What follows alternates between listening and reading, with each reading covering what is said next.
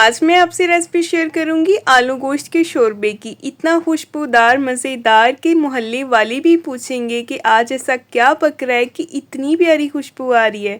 तो चलते हैं इसकी रेसिपी की तरफ। टाइम को ज़ाया क्यों करें, बनाना शुरू करते हैं। बिस्मिल्लाहिर्रहमानिर्रहीम। सबसे पहले तो हमें चाहिए एक प्यारा सा कुकर। इसमें ले लेंगे कुकिंग ऑयल और इसमें मैंने शामिल कर दी एक बड़ी साइज़ का बारीक कटा हुआ प्याज को हम हल्का सा गोल्डन कलर आने तक फ्राई करेंगे। और साथ ही आपसे एक छोटी सी गुजारिश है, अगर आप मेरे चैनल पे नए हैं तो मेरे चैनल को सब्सक्राइब कर दें। सब्सक्राइब करने के बाद बेल आइकन को लाजमी ऑन किया करें ताकि आपको हर नई आने वाली वीडियो का नोटिफिकेशन मिले। प्याज जब हल्का गोल्डन ब्राउन हो जाए तो हमने इसमें शामिल कर देना है मटन। मिक्स करेंगे इसको और फ्राई करेंगे 1 मिनट के लिए, जब तक मटन का कलर जो है वो चेंज नहीं हो जाता। आप चाहें तो बड़े गोश्त में बनाएं, लेकिन यही तरीका होगा उसका भी। और अब हम इसमें शामिल करेंगे फ्रेश कुटा हुआ अदरक और लहसुन का पेस्ट, तकरीबन 1 टेबलस्पून। इसको भी हम इसके साथ ही भून लेंगे, गोश्त के साथ ही, और मिक्स करेंगे। और इसकी अच्छी तरह से हम भुनाई करेंगे 3 से 4 मिनट। अगर आपने ये आलू गोश्त का शोरबा इस तरह से एक बार बना के खा लिया ना, तो यकीन करें कि आप हफ्ते में 2-2, 3-3 दफ़ा ये बनाएंगे। ये इतना टेस्टी बनता है। अच्छे से इसको मिक्स करने के बाद अब हम इसमें कुछ स्पाइसेस ऐड करेंगे। 1 टीस्पून नमक, 1 टीस्पून सुरख मिर्च पाउडर और हाफ़ टीस्पून जाएगा हल्दी पाउडर। अच्छे से मिक्स करेंगे। बाकी स्पाइसेस इसमें कौन कौन से किस किस टाइम पे ऐड करनी है वो भी मैं आपको साथ साथ बताती जाऊंगी। अच्छी तरह से इसको हमने भून लेना है ताकि मसालों का कच्चापन भी जो है वो ख़त्म हो जाए।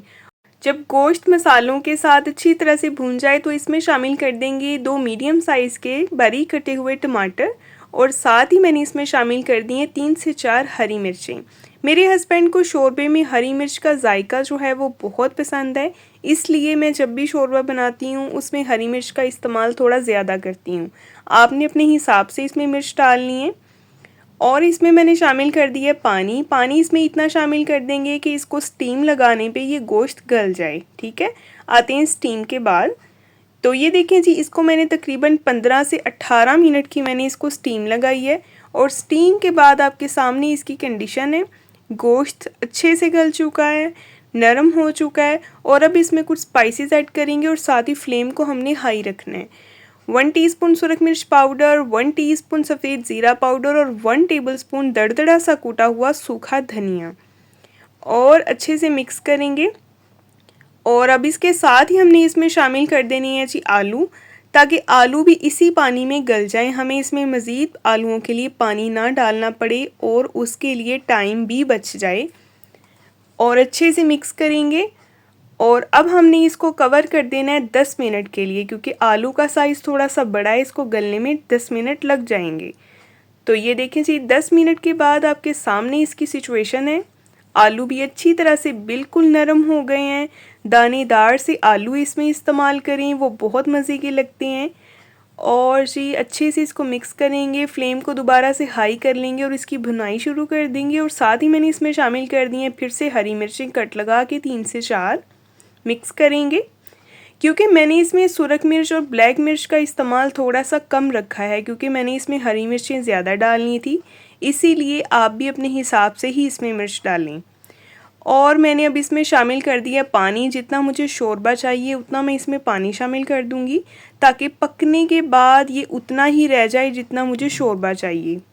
एक बार इसको मिक्स करेंगे और इसमें कुछ और मसाले भी चाहेंगे। इसमें हाँ शामिल कर देंगे हाफ़ टीस्पून कसूरी मेथी, और हाफ़ टीस्पून से भी कम इसमें जाएगा गरम मसाला पाउडर। अच्छे तरीके से इसको एक बार मिक्स करेंगे और इसके बाद हमने इसको कवर कर देना है 3 से 4 मिनट के लिए।